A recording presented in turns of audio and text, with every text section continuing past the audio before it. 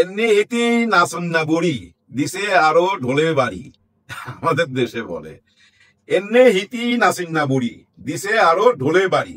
মানে এই বুড়ি এমনিতেই নাচে, এর মধ্যে যদি আবার কেউ এসে ঢোল বাজায় তাহলে তো এই নাচ থামবেই না, এটাই বোঝায় আর কি।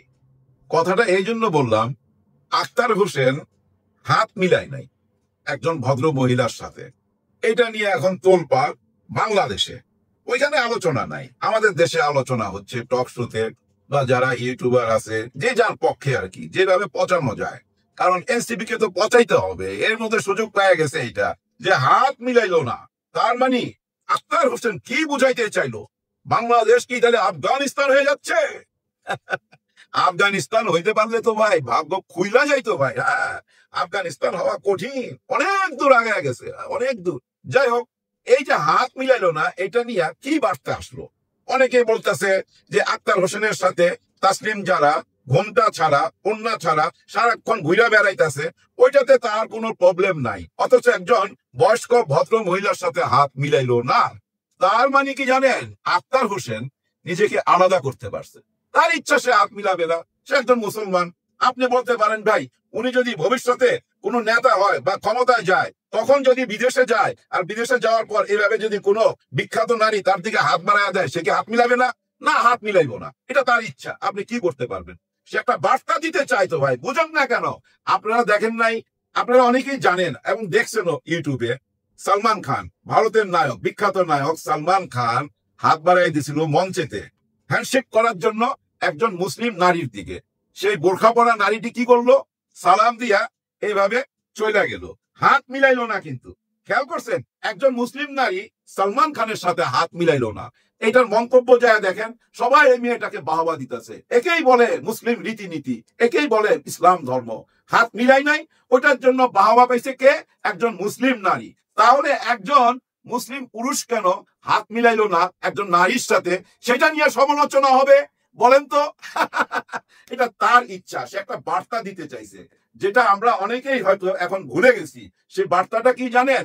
আপনাদের তো মনে আছে, সংসদ ভবনের সামনে এনসিপি যেদিন পরিচিত হয় জনগণের সাথে, আমাদের সঙ্গে, অর্থাৎ জুলাই গণ অভ্যুত্থানের সৈনিকরা একটা দল করলো এনসিপি, সেদিন কি পরিচয় করাই দিছিল? নাহিদ ইসলামকে একজন ইমাম বইলা পরিচয় করাই দিছিল, তাই না? সেটা ভুলে গেলে হবে না। আমি অনেক সময় বলি না, এনসিপি বলেন, ছাত্র শিবির বলেন, জামাতে ইসলাম বলেন, ইসলামিক মাইন্ডের সবাই এক মঞ্চে। আমি সবসময় কিন্তু বলি কথাটা, অনেক দিন যাবতই বলে আসতেছি, আমার মাথার মধ্যে যেটা ঢুকছে না ওইটা থাকবে। এটা অন্যের বক্তব্য শুই না বের হবে না, কোনোদিন বের হবে না, যতক্ষণ পর্যন্ত আমি নিজে না বাইর করুম মাথা থেকে। হ্যাঁ, আমি তো দেখতেছি এনসিপি সঠিক পথে যাচ্ছে আমার দৃষ্টিভঙ্গি থেকে। দেখেন, ওই যে ওদের শাপলা দিচ্ছে না, শাপলা নিয়ে অনেক কথাবার্তা হচ্ছে। এনসিপি থেকে বলছে শাপলা না দিলে দেখান কেমনে নির্বাচন হয়, নির্বাচনই হইতে দিব না।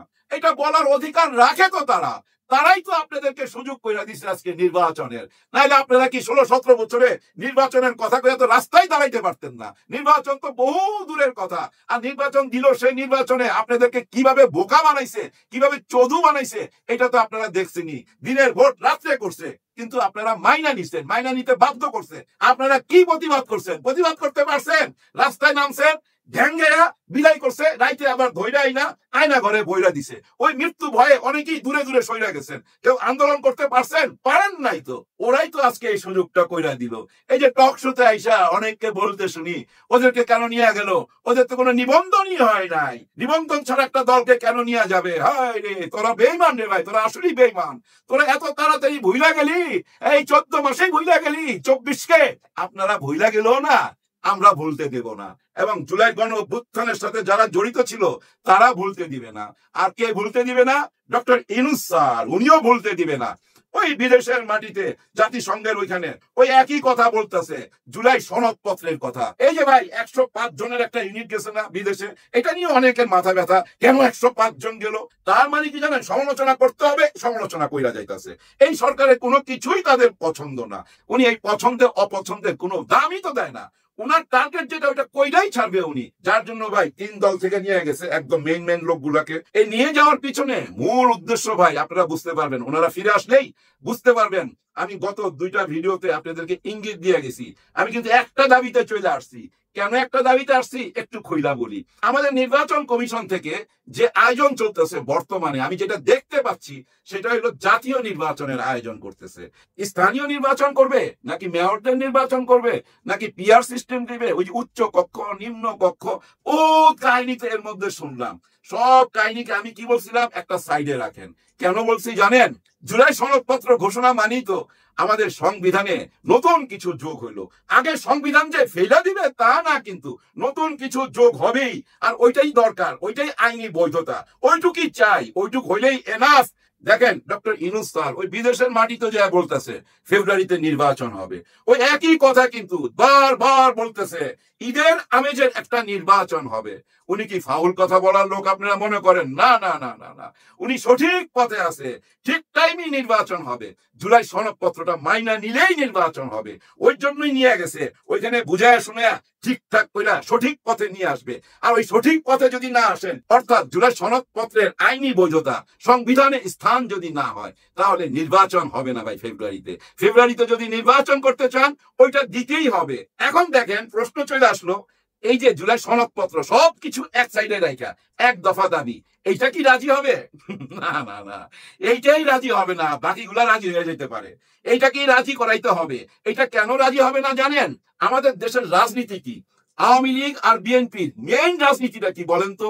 একটাই রাজনীতি, ৭১-এর পক্ষে বিপক্ষে, স্বাধীনতার পক্ষে বিপক্ষে, রাজাকার আল বদল, মুক্তিযোদ্ধা, এইটাই তো একই বয়ান না দুই গ্রুপের? খেয়াল করে দেখেন গত 54 বছর এই আওয়াজটা কতবার শুনছেন, রাজাকার রাজাকার, নাতি পুতি হাবি জাবি, এই কথাগুলাই তো বলে বারবার। কিন্তু আওয়ামী লীগ চইলা যাওয়ার পর কথাগুলা কিন্তু চইলা যায় নাই, দাবিগুলা চইলা যায় নাই, ওই একই দাবি বারবার ঘুরে আসতেছে, ওই একই বয়ান, রাজাকার হটাও রাজাকার হটাও। দেখছেন ওই একই রাজনীতি হয়ে গেল না? যার কারণে আমি বলছি সবগুলো এক সাইডে রেখে এটা সামনে নিয়ে আসেন। এটা সামনে আনলেই তো মুখোশ খুলে যাবে ভাই। হ্যাঁ, মুখোশ খুলে যাবে। জনগণ যদি দেখে যে না ওরা রাজি হচ্ছে না, জনগণ যদি দেখে হায় হায় এইটা রাজি হচ্ছে না, ওরা সব দাবিতে এক সাইডে, আগে সিস্টেমই নির্বাচন মাইনা নেবো, কিন্তু এইটা রাজি হন। জুলাই সনদপত্র যদি রাজি না হয়, তাদের কোনো ইজ্জত থাকবে? মুখ দেখাইতে পারবে আপনাদের সামনে? পারবে না, তাই না? যার জন্য আমি বলছি এক দফা দাবিতে চলে আসেন। বিদেশ থেকে আসার পর দেখবেন ওই এক দফা দাবির দিকেই যাবে। নির্বাচন কমিশনার কোন রকমই আয়োজন করে না ভাই, স্থানীয় নির্বাচন অথবা মেয়র নির্বাচন কোনো কিছুর দিকে আগাচ্ছে না, উনি আগাচ্ছে জাতীয় নির্বাচনের দিকে। হ্যাঁ, আর শাপলা নিয়ে তো ধাপলা কেন? ধাপলা হয়েছে এই জন্য ভাই, শাপলাও পানিতে ভাসে, নৌকাও পানিতে ভাসে। দেখছেন দুইটাই পানির মধ্যে ভাসে, নৌকা এবং শাপলা। এখন নির্বাচন কমিশনার থেকে যদি না কইরা দেয় শাপলা দিব না, তাহলে কি হবে? ওনারা কি বলছে? শাপলা নিয়েই ছাড়ুম আমরা, শাপলা না দিলে কোন রকম নির্বাচনে আমরা যাব না, এরকম ইঙ্গিতে তো দিছে। কিন্তু উনি কেন দিচ্ছে না এটারও কিন্তু ব্যাখ্যা দিচ্ছে না নির্বাচন কমিশনার। উনি কিন্তু কোনো ব্যাখ্যা দেন, ওনাকে জিজ্ঞাসা করা হয়েছিল কেন দিবেন না, উনি তখন বলছে এই ব্যাপারে কোনো উত্তর দিতে আমি চাই না। তার মানে কি জানেন? এইখানেই রহস্য। দিয়া দিল তো দিয়েই দিল ভাই। ওনারাও চাচ্ছে এটা নিয়ে আলোচনা হোক, টকশোতে আলোচনা হোক, চারিদিকে আলোচনা হোক। শাপলা চাচ্ছে কারা? এনসিপি। এনসিপি কে শাপলা দিচ্ছে না, এটা নিয়ে আলোচনা হইবার জন্যই সুযোগ কইরা দিছে। দিবে ভাই, কোন রকম ভুল নাই এতে। কেন দিবে না ভাই? এই নির্বাচন কমিশনার যে আজকে ওই চেয়ারে বসছে, এটার পিছনে তো এই এনসিপির হাত আছে, এটার পিছনে বাংলাদেশের জনগণের হাত আছে তো ভাই। জুলাই গণ অভ্যুত্থানে যারা রাস্তায় নামছিল, জুলাই গণ অভ্যুত্থানে যারা রক্ত দিছিল ভাই, ওই রক্তের উপরই তো বৈশা রয়েছে, তাই না? আমাদের জাতীয় হিরো কারা? যারা শহীদ হয়েছে, প্রায় 2000-এর মতো শহীদ হয়েছে ভাই এই জুলাই যুদ্ধে। হ্যাঁ ভাই, আমি এটা যুদ্ধই বললাম। দেখেন শেখ হাসিনা ইনুকে বলতেছিল না, শেখ হাসিনা ইনুকে বলতেছে টেলিফোনে যে আমরা রণক্ষেত্রের সাথী। রণক্ষেত্র মানে কি ভাই? যুদ্ধ। তার মানে কি উনি নিজেই তো বলতেছে দেশে যুদ্ধ চলতেছিল, আর ওই যুদ্ধে জয় করছে কারা? বাংলাদেশের জনগণ। আর ওই যুদ্ধে যারা জয় এনে দিল আমাদেরকে, যারা আমাদেরকে মুক্ত বাতাসে নিঃশ্বাস নেওয়ার সুযোগ করে দিল, আমরা জেল থেকে বাইরে কি বলছিলাম? আমার মাসুম বাচ্চারা, বলছি না ভাই? বলছি তো। আমরা ওই মেঘালয়ের ডাক বাংলো, চা বাগানের ডাক বাংলো থেকে বাংলাদেশে কখন আসার সুযোগ পাইলাম? এই এদেরই কারণে তো, এদের রক্তের বিনিময় তো, ওদেরকেই তো বিদেশ নিয়ে যাবে। আসলে হয়েছে কি জানেন? আপনারা নিজেদেরকে না অনেক কিছু মনে করেন। এই যে আপনারা চেনা মুখ, একদমই চেনা মুখ কয়েকজন আছেন বুদ্ধিজীবী আমাদের, তাদেরকেই তো আমরা বারবার দেখি, কিন্তু ইদানিং সেটাও বদলাইছে ভাই। আপনারা খুব গভীরভাবে তাকাবেন, যে কোনো টক শোতে এখন একজন জামাত ইসলামের বক্তা থাকে অথবা শিবিরের বক্তা থাকে। তারা না থাকলে টক শোর কোনো ভিউ হয় না ভাই, কেউ দেখে না। এখন খেয়াল করছেন এটা? তার মানে কি মিডিয়াও আস্তে আস্তে বুঝতে পারতেছে দেশ কোন দিকে যাচ্ছে। আর এই দেশ কোন দিকে যাওয়া নিয়ে দেখবেন অনেকেই জরিপ চালাইতেছে বর্তমানে। ওই জরিপের মধ্যে দেখবেন এনসিপির 5%, জামাত ইসলামের 15-20%, 35-40% বিএনপির, এরকম পাইবেন। কিন্তু আবার দেখবেন কোন কোন জরিপে 54% লোক বলতেছে আমরা এখন বলুম না কাকে ভোট দিব, আমরা কাকে ভোট দিব বলবো না, চুপ। এই চুপ ভোট গুলা কাদের? এটা মাথায় নিয়েন, এটা মাথায় নিয়েন। এখানেই ভয় ভাই, এখানেই ভয়। আর ওই ভয় থেকে ভাই অনেকেই অস্থির হয়ে গেছে। পরাজয়টা কখন বুঝবেন যে কেউ হাইরা গেছে? যখন দেখবেন ও আপনাকে গালি দিছে। এই যে তাসলিম জারাকে যারা গালি দিছে, কারা গালি দিছে? আওয়ামী লীগ। আওয়ামী লীগ তো পরাজিত একটা শক্তি, তাই না? এখন কারা সমালোচনা করে এনসিপির, জামাত ইসলামের? কারা? যারা মনে মনে হাইরা গেছে, মুখে বলতে পারে না। হ্যাঁ, কিন্তু মন খুলে আমরা দোয়া করতে পারলাম। সবাই সবার জন্য দোয়া করবেন। আল্লাহ হাফেজ। কিছু মজার ঘটনা, বিনোদন বিনোদন চারিদিকে। এক নেতা গেছে লালবাগ। লালবাগ একটা শ্মশান ঘাট আছে, ওইখানে একটা সমাবেশ ছিল। তো নেতারা যখন কোনো সমাবেশে যায় তাদেরকে রিসিভ করে কারা? স্থানীয় যারা নেতা কর্মী আছে তারাই তো না, নেতার চারিদিকে থাকে। কারণ এখানে মিডিয়া আছে, ক্যামেরাতে চেহারা দেখানোর একটা ব্যাপার আছে। যাই হোক, নেতাকে এভাবে গাড়ি থেকে ধইরা না, ঠিক চারিদিকে গার্ড দিয়ে নিয়ে মঞ্চে উঠাইছে। নেতা এখন বক্তব্য রাখবে। বক্তব্য রাখার আগে দেখে যে ওনার মোবাইলটা নাই। কে নেতা জানেন? গায়েশ্বর বাবু। গায়েশ্বর বাবুর মোবাইল নাই। হায় হায় হায়, কি সর্বনাশ! এখন বক্তব্য সব রাইখা ওইখানে বলা হইতাছে কেউ যদি এই মোবাইলটা নিয়ে থাকেন দিয়ে দেন, 5,000 টাকা পুরস্কার দেওয়া হবে। এই মোবাইল অন করলে সঙ্গে সঙ্গে আপনাকে পুলিশে ধরবে। ভয়টাই দেখাইতেছে আর কি মোবাইলটা ফেরত পাওয়ার জন্য, কিন্তু কেউ দেয় নাই। গায়েশ্বর বাবু তো একজন গুরুত্বপূর্ণ নেতা। এখন চিন্তা করেন, এই মোবাইলটা যার হাতে গেছে তার ব্যক্তিগত অনেক কিছু জেনে যাবে তো। কারণ হোয়াটসঅ্যাপ, মেসেঞ্জারে অনেক কিছু লেখালেখি হয়। কি সর্বনাশের কথা না? কিন্তু প্রশ্ন হইল যে নেতার আশেপাশে কারা ছিল? চোর, চোর ছিল ভাই নেতার আশেপাশে। নাইলে নেতার মোবাইল চুরি হয় কেমনে এত বডিগার্ড থাকতে? বুঝছেন ব্যাপারটা? এর মধ্যে আরো কি মজার ঘটনা ঘটছে জানেন? যে ডাক্তার সাবরিনা আছে না, একজন ডাক্তার সাবরিনা। এই ডাক্তার সাবরিনাকে তো আপনারা চিনছেন, তাই না? আওয়ামী লীগের আমলে আওয়ামী লীগ করতো, এখন আবার বিএনপিতে ঢুকছে। এই সাবরিনা সময় পাইলি কই যায় জানেন? জিয়াউর রহমানের ওই যে কবরস্থান আছে, জিয়া উদ্যান, ওইখানে চলে যায়। ওখানে শান্তি পায় আর কি, 2 দিন পর পরই যায়। আজকেও গেছিল, আজকে না গতকালকে বোধহয় গেছিল। বাস, ছাত্র দলের পোলাপান সাইজ করে দিছে। সাইজ করা মানে হাত তোলা না, অপমান অপদস্থ করে ওইখান থেকে তাড়াইছে। না তারা কি করবে দেখেন, এদের এরকম ঢুইকা যায়। আরেকটা ভিডিও দেখলাম, অনেকগুলা মহিলা, সুন্দরী সুন্দরী মহিলা, ওনারা মুনাজাত করতেছে, আল্লাহর কাছে দোয়া চাইতেছে তারেক রহমানের জন্য। পাশে কিন্তু ওই যে গায়েশ্বর বাবু, উনিও মুনাজাত করতেছে। আমি চিন্তা করলাম উনি তো সনাতন ধর্মের মানুষ, উনিও কেন মুনাজাত করতেছে? তখন চিন্তা আসলো, ও সামনে তো নির্বাচন আসতেছে না, মুনাজাত তো ধরতেই হবে। উনি কিন্তু একটা মারাত্মক কথা কইছিল। জ্যোতিষী তো, পুরানা রাজনীতিবিদ তো, অনেক দূর পর্যন্ত দেখতে পায়। বলছিল কেয়ামত পর্যন্ত নাকি জামাত ইসলাম কোনোদিনই ক্ষমতায় আসতে পারবে না। কেয়ামত পর্যন্ত, কত দূর দেখতে পায়, ভবিষ্যৎবাণী করতে পারে। আপনাদের যদি কারো কোনো ভবিষ্যতের ব্যাপারে জানার ইচ্ছা থাকে ওনার সঙ্গে যোগাযোগ করতে পারেন। যাই হোক, দেখেন উনি যখন বলতেছে কেয়ামত পর্যন্ত ক্ষমতায় যাইতে পারবে না জামাত ইসলাম, ওই টাইমেই আমেরিকা থেকে একটা বিরাট সুখবর আসছে। আমেরিকানরা নাকি জামাত ইসলামকে ক্ষমতায় দেখতে চায়, এরকম একটা কথা কিন্তু ছড়ায় গেছে। ওরা 5টা গুণের কথা বলছে। এর মধ্যে সবচেয়ে বড় গুণ কি জানেন? যে ওরা শিক্ষিত। জামাত ইসলামের সবাই শিক্ষিত, ওরা বিজনেস মাইন্ডেড। চিন্তা করেন, ওরা যে বিজনেস মাইন্ডেড এটা তো আমরাও জানি। ওনাদের হাসপাতাল আছে, কলেজ আছে, স্কুল আছে, ব্যাংক আছে। ওরা বিজনেস মাইন্ডেড, ওরা চান্দা তুইলা খায় না, ওরা বিজনেস থেকে যে টাকা পায় ওইটা দিয়েই চলে। আরেকটা কথা বলছে যে তালেবানদের মতো ওরা এতটা অন্ধ না, অনেক আধুনিক। জামাত ইসলাম দলটা অনেক আধুনিক। ভাই এত গুণগান কেন? কেন গুণগান? সবকিছুই চেঞ্জ হয়ে যাচ্ছে ভাই, সামনে আরো দেখবেন, সামনে আরো চেঞ্জ হইতে থাকবে। এর মধ্যে আপনারা দেখছেন চীন থেকে একদল প্রতিনিধি আসছে। তারা কিন্তু সরকারের কারোর সাথে দেখা করে নাই, কারণ সরকার তো বাংলাদেশই নাই, আমেরিকাতে। এখন ওরা কার সাথে দেখা করছে জানেন? ছাত্র শিবিরের সাথে মিটিং করছে, প্রেসের সামনে কথা বলছে। ওনারা ঢাকা বিশ্ববিদ্যালয় 2টা বিল্ডিং করতে চায়, ছাত্রবাস করতে চায়, আধুনিক ছাত্রবাস। চিন্তা করছেন কোন পর্যন্ত চলে গেছে? চীনের প্রতিনিধি আইসা ছাত্র শিবিরের সাথে মিটিং করে। এইভাবেই ভাই সারা বিশ্বে ছড়ায় যেতেছে।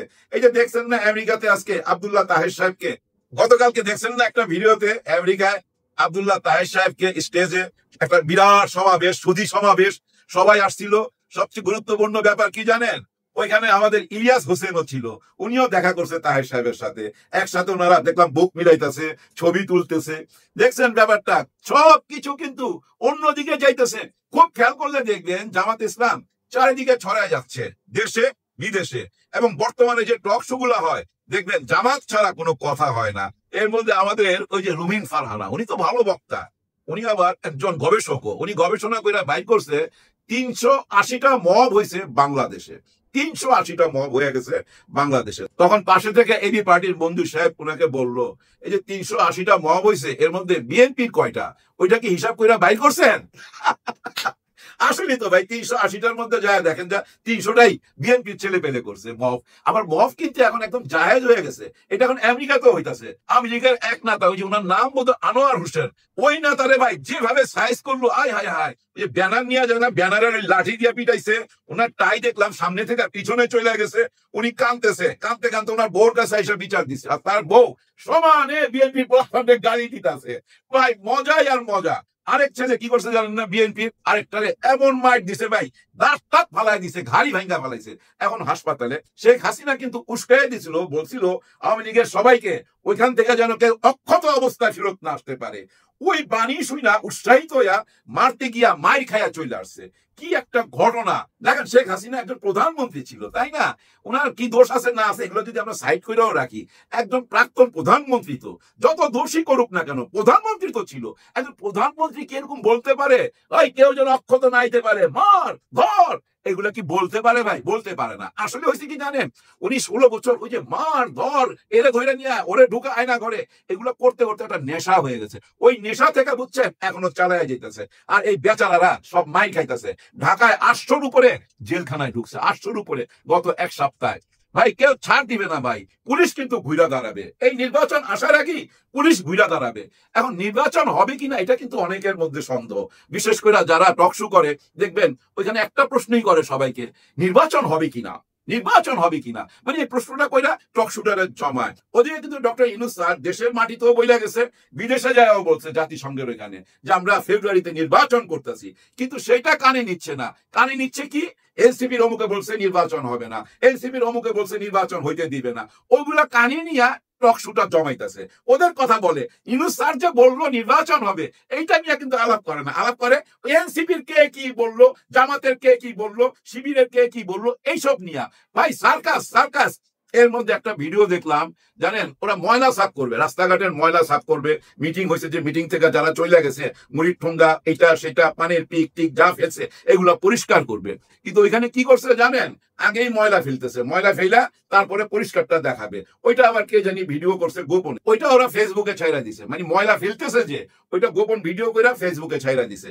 আর আমাদের দেশের কিছু বেকার চ্যানেল আছে না, ওই বেকার চ্যানেলের ক্যামেরাগুলো হাজির, কারণ ওনারা এখন ময়লা সাফ করবে রাস্তাঘাটের, ওইটা দেখাবে। দেখাইতে তো হবে ময়লা সাফ করে কেমনে।